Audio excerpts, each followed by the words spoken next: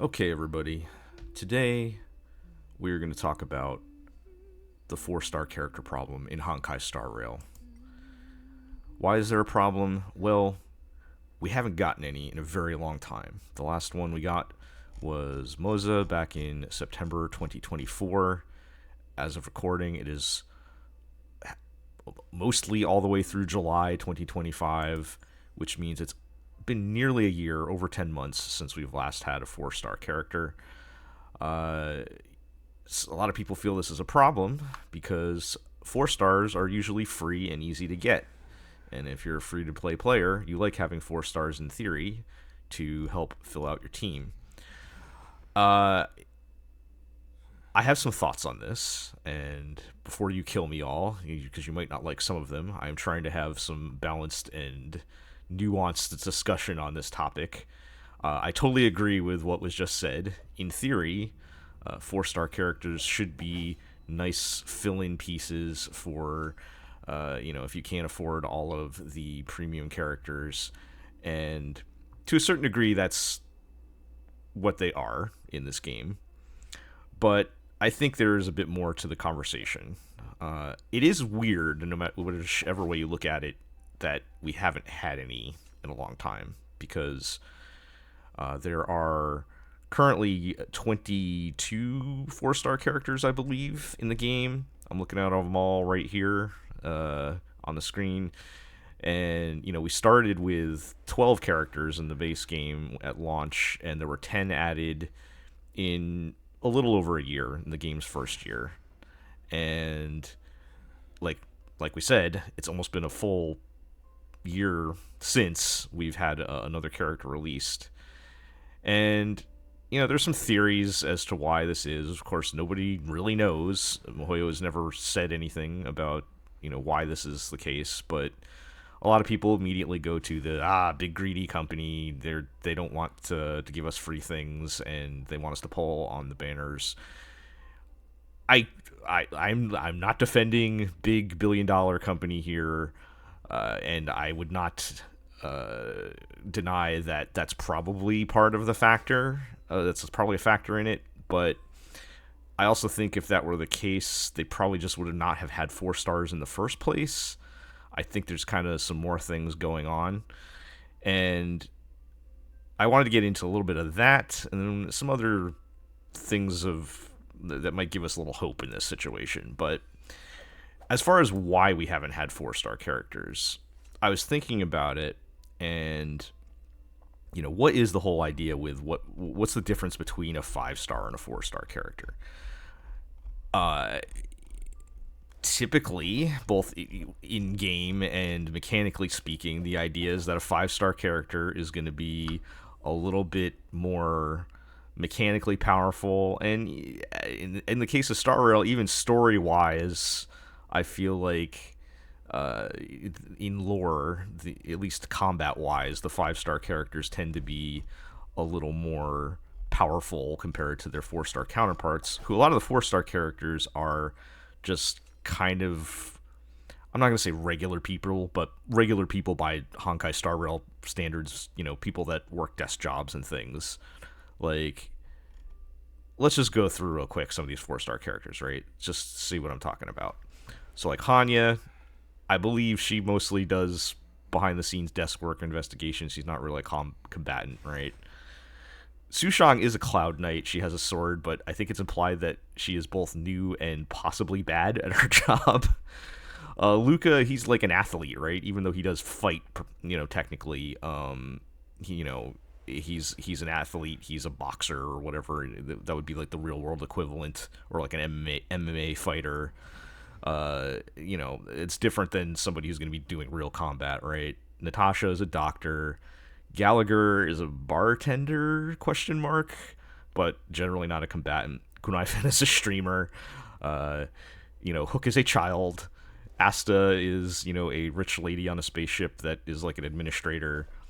Misha may not technically be real, but when he is, he's depicted as a bellboy.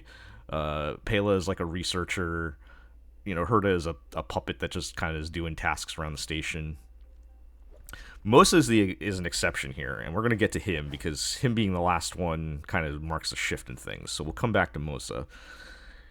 Ting Yun, also like kind of more of an office job, tour guide type person. Serval is a scientist and owns a small business. Arlen, he's a security guard, but he's like, the mall cop of her to space station. Sampo is one of the things they're doing. We're going to talk about him with Don Hung in March as well, where this is not his final form. It's implied that, he may be a masked fool, and when he gets his mask, he'll go sicko mode, and I'm very much looking forward to that. But for the time being, he just seems like a 2-bit con man in his 4-star form, right? Same with Don Hung. It's very quickly revealed that he has a more powerful form with Imbiber Lune, so his 4-star form is obviously weaker than that. Shu Yi's a kind of an interesting case. I think from the story, I think it's kind of like the Herta puppet thing, where maybe her original form was a lot more powerful, but now she's kind of like just a mechanical puppet thing. Qingsha is also an office worker and gacha game player, so just think about how you personally would fare in combat, and yeah, she's 4-star. Lynx is also like a researcher, scientist, right, and camper. Yukong, I feel like Yukong could throw down if needed, and we do have some scenes where she pulls her bow out, but she's presently an office worker, right?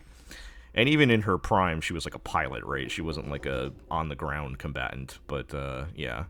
And then March, I mean, I have Sword March here, but probably would apply to either one where it's not her final form. And then Sword March, of course, is, she's just learned how to sword fight, so not a 5-star character. So, point is, all of these characters are kind of lower tier lore-wise in combat compared to their 5-star counterparts. I'm not going to go through all the 5 stars. I mean, you can pick like any one of them, and it would probably support my point. I mean, like Acheron, come on. Right? None of them are going to be, or Fei Xiao. So, point is, they're all kind of that lower on the power level scale, even in lore wise. And if we think about what happened after we left Penacony and we did the war dance and everything, the last time we had a 4-star with Moza, since then it's basically been onto Amphorius. We met up with the Herta, and we know the Herta is definitely a 5-star. She's, like an emanator of erudition or whatever. So that's no question there. And then we get into Amphorius. Now, here's the thing. What Amphorius character have we been introduced to so far that you think would qualify as a 4-star under the, the standards we just discussed, right? Obviously, all of the Chrysos heirs should be 5 stars, and those are pretty much all the new characters we've gotten. They are literally demigods. I mean, if we go through, Aglaya, I mean, I'm just going through them as they pop up here. Hyacine, Cypher, these are all 5, God, Phynon, these are all 5-star, Casterus, these are all 5-star level characters in lore. So, I think there's a case to be made that none of the characters that we've seen would even be in the 4-star conversation. And I'm not even talking about what they've released on Banner. I mean, think about in the story, are there any NPCs or anybody you think that should have been a 4-star character, like that didn't end up being a Titan in one way or the other? Would you have been happier if they had introduced some like kind of weaker, desk job person in Amphorius to take on a 4-star role? I don't know. It doesn't. There's no fit for it. So, is that an intentional design choice? Is it a just pure coincidence? Or is it a convenient excuse for them to not put out 4 stars and basically, make more money because you have to pull the premium characters? I don't know, but I think that's a factor in the conversation. When we leave Amphorius and get into new areas where there might be characters who are not demigods, maybe we'll start getting 4 stars again. That's my gut feeling of what will happen. However, in support of kind of the, I guess, conspiracy theories on this, I did think the final 4-star we got was a little weird. So if we go back to Moza, and I said he was kind of the exception to the rule here, in universe, both Moza and Jiao Cho, so I do have Jiao Cho too, right? Yeah. Are, to me, Jiao Cho feels like he should have been the 4-star. Not even cracking jokes at his design, because I think a lot of other people have made that joke. But he's the guy who's like, well, he claims to be a chef or whatever, but he's, whatever he is, he's more of like a doctor than a combatant, right? I think there are a couple scenes in the war dance thing where he does fight, but it's kind of just last ditch desperation type of fighting. Whereas Moza, I mean, he's also more of like a stealthy, avoiding combat kind of guy, but he is kind of built more to throw down, where maybe he should have been the 5-star character. I don't know. I feel like it should have either been both him and Jiao Cho were 4 stars, or Moza should have been the 5-star. And I feel like that's where it kind of lost the narrative, right? Because they're basically just subordinates to Fei Xiao. And Fei Xiao, of course, is definitely 5-star as a general for the Zhenzhou Alliance. I can never say that correctly. Sorry, folks. So that is a little weird. And I don't know if maybe they kind of lost their way on their design philosophy. But again, we can only guess. This is all just speculation and things to talk about with this topic. So that all said, will we ever get 4 stars again? I would like to hope so.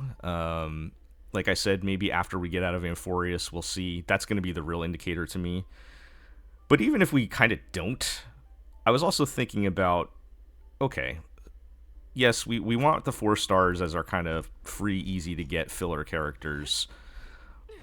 But do we need any more? I mean, it would be nice, but do we need them is the question. For one, they have been giving out more 5-star characters, whether it is, we just got the free archer. They did say, and I'm not commenting on any of the speculation or leaks or anything here, but they did say that there would be more free characters coming in the future. And, there have been other opportunities, like being able to get Ruan Mei or Luocha, or, getting other opportunities to get the standard banner characters. And those are all good characters that you can use to fill in your spots. I mean, Ruan Mei is a huge get for free. Unfortunately, I think she's going away after this update, or at least if you start playing after this update, you won't be able to get her. But maybe they'll add some other way to get her and other characters in that particular shop. I don't know, but that seems like maybe another avenue that they're possibly pursuing. Instead of giving us 4 stars, maybe we just get more E0 characters, more easier access to the standard banner characters. I don't know. That's just speculation. They have been, at least compared to, Genshin or some other games, pretty generous with that kind of thing. I don't think it's enough to quite make up for it, but it's just something I thought about, as a little bit of compensation in the time that we haven't been getting 4 stars. And then also, I mean, the 4 stars aren't really that good, guys. I mean, as far as who's being used in the current meta, I mean, yes, if you're just starting, they are good because you don't have any other options and you need something to help get you through the story. But I think, who we have is kind of good enough to fill in the blanks with whoever you're pulling on the banner. I mean, if you think about any 4-star characters that are still getting used, again, after you've been playing Star Rail for a while, let's say you've been playing Star Rail for like 6 months and you're really playing like every day, that, if you're taking breaks or whatever, it's, look, no game is free to play. You got to put the time in, is basically what I'm saying. So let's assume you're actually playing every day and doing your best to get everything you can in Star Rail without paying money. After, like, let's say 6 months, you probably have pulled a couple premium characters, you've picked up some supports and things, and you're probably getting into a position where you can, clear your end game and all that. At that point, you're probably not using that many 4-star characters. Like, who is still kind of relevant here in the, let's say, expanded meta, characters that you could use or fill in for other characters? So, you know, Gallagher is probably the biggest one. He's still great in a lot of teams. Right now, he's even probably the best in slot for Archer because of his skill point usage. Pela is a good fill-in certain scenarios. Not great, but good, but okay. Herta sees a lot of play, particularly with her like premium counterpart with the Herta. Ting Yun is seeing a little more play right now with Fionon, but she's also just kind of a niche fill-in with her energy boost. And, maybe Hunt March or Moza gets played with, like, Fei Xiao or Dr. Ratio, who are not super big in the meta themselves. I'll give you a little bit of a stretch with Serval. Serval still gets played with, I even have her with Passkey right now because I was playing around with that with the Herta. That's kind of it. I mean, everybody else is... you can play them. They're not useless. Every character can have some kind of use in this game, but they're just... How much value are you actually getting from your 4-star characters after, the first, let's say, 6 months of playing Star Rail? And it's just a question I'm putting out there. Now, again, let me just wrap this up by saying I am a supporter of more 4-star characters. It's weird that they're not putting them out, and I suppose it is possible that a chunk of that motivation is getting people to pay more money for the premium characters. But I think there's some more interesting questions to be asked in there. So just some things to think about. I'm not really giving any definitive answers here, just some thoughts, and there's really not much we can say until MiHoYo says something themselves. So let's see what happens after Amphorius. I forget how many updates they said there were going to be, like 7 or 8 or something. But, getting toward the end of the year when we're leaving Amphorius, let's see if we get any 4-stars after that. I honestly think if there's one thing I will put myself on record, I don't think we're going to get a 4-star until we're out of Amphorius because of the reasons I said. Because every new character that's going to come out is going to be a Chrysosaur or on that tier of power level, and that they're going to have to be 5-star. So that's just the reality of Amphorius with that. That's my guess, and, maybe we'll get more after we leave. So we'll see. That's all I got for today, so... if you liked this and want to hear more, like, comment, subscribe, ring the notification bell, all those good things. And we'll catch you all later. Bye.